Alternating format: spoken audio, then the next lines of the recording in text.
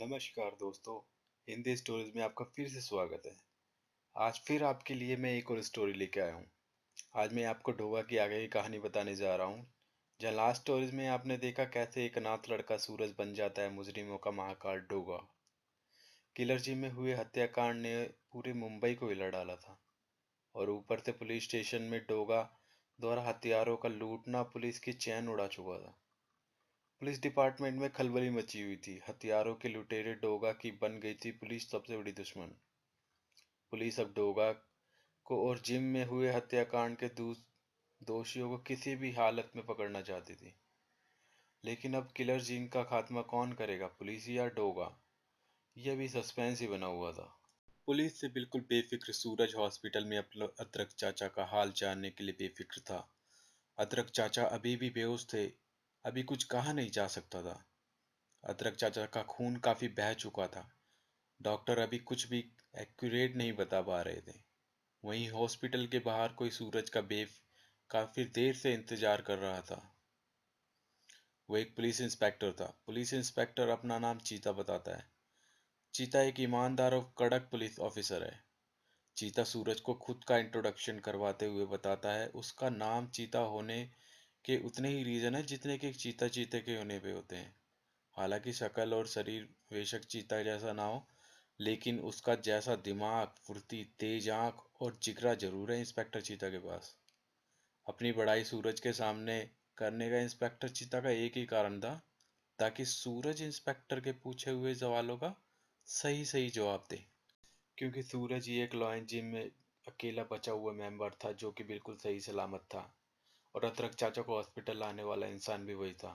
इसलिए चीता उससे जिम में हुए हत्याकांड के बारे में पूछता है। लेकिन सूरज को पता था अगर वो इंस्पेक्टर को किलोटा और उसकी गैंग का नाम बताता है तो चीता उन्हें अरेस्ट कर लेगा और वो अदरक चाचा और उसके बाकी साथियों का बदला नहीं ले पाएगा। सूरज चीता को कुछ नहीं बताता और वो बताता है कि हत्याकांड होने के बाद जिम पहुंचा और बस अदरक चाचा को जिंदा देख उन्हें हॉस्पिटल ले आया। इससे ज्यादा उसे कुछ नहीं पता। चीता सूरज की बात पर यकीन कर लेता है और कहीं ना जाने की बात कहकर वहां से चला जाता है।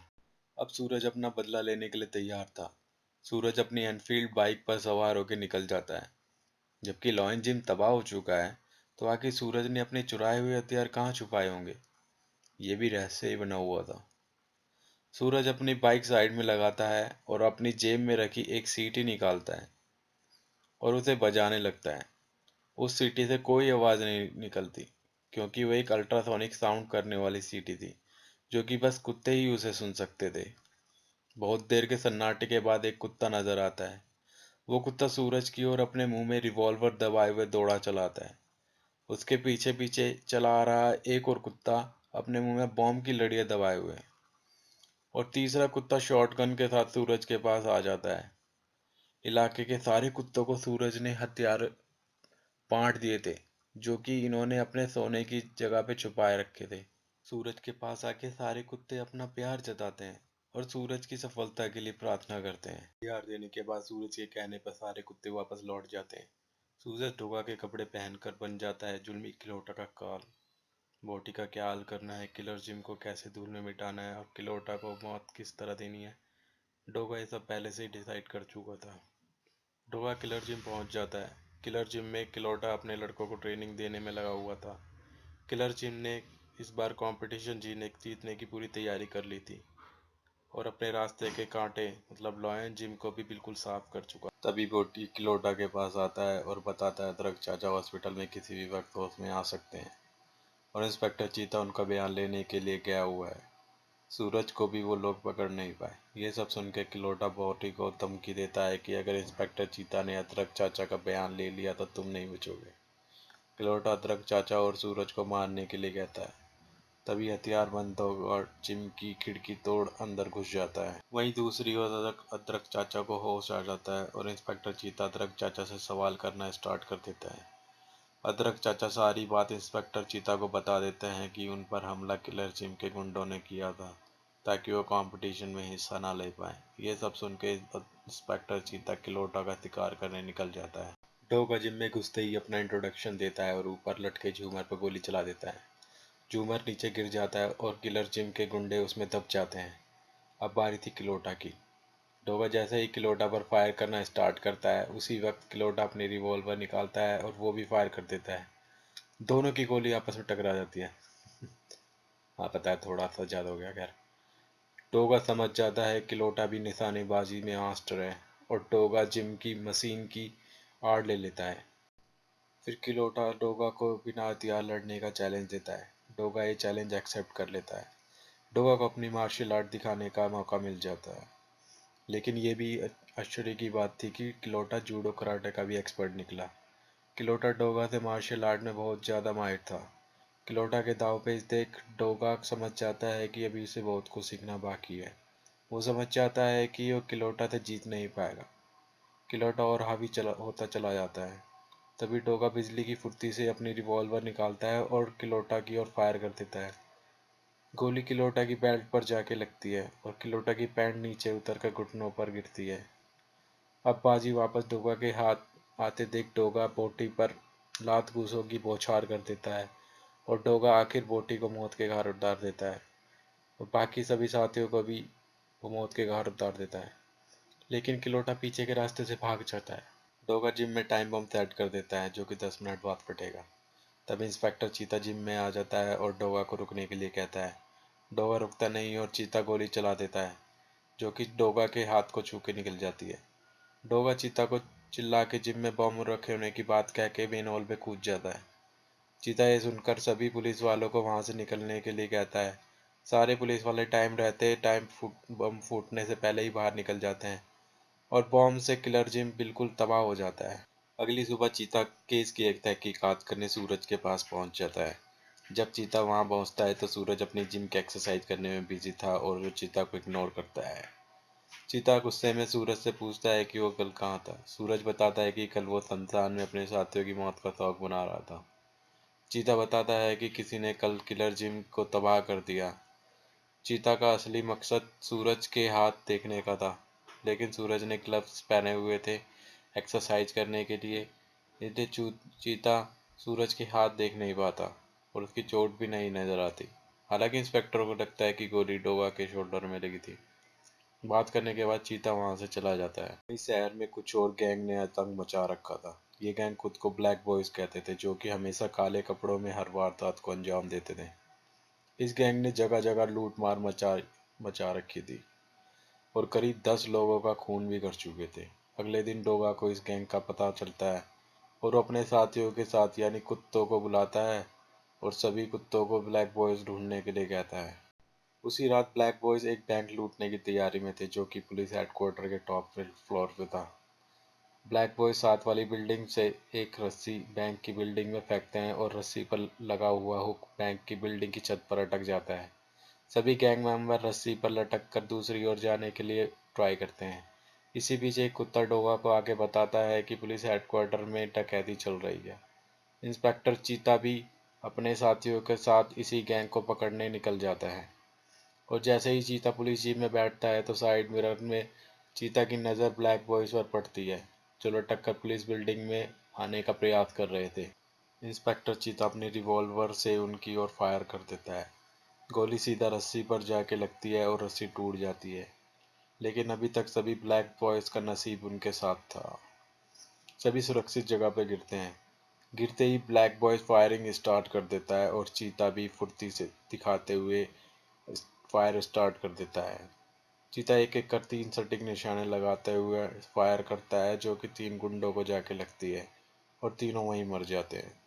लेकिन चौथा गुंडा इंस्पेक्टर पर फायर करता है और चीता उससे भी बच निकल जाता है। तभी एक गोली दूसरी दिशा से आती है और गुंडे को लग जाती है। चीता पीछे मुड़ के देखता है तो वहाँ डोगा होता है। डोगा वहाँ से भाग जाता है।